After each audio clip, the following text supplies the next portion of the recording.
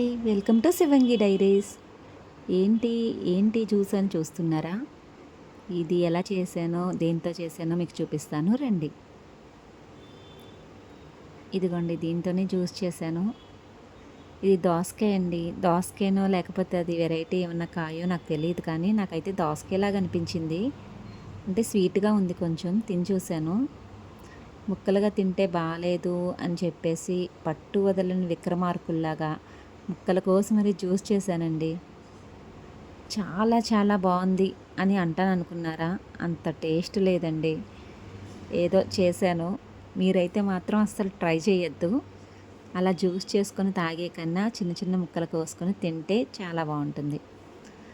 ఈ కాయని ఏమంటారో నాకు కూడా తెలీదు. మీకు ఏమన్నా తెలుసుంటే కనుక కామెంట్ బాక్స్లో కామెంట్ చేయండి.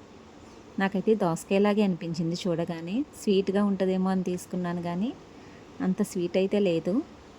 జ్యూస్ రెడీ అయిన తర్వాత నేను కాకుండా ఇంకెవరికైనా టేస్ట్ చూపిందామని వెళ్తున్నాను.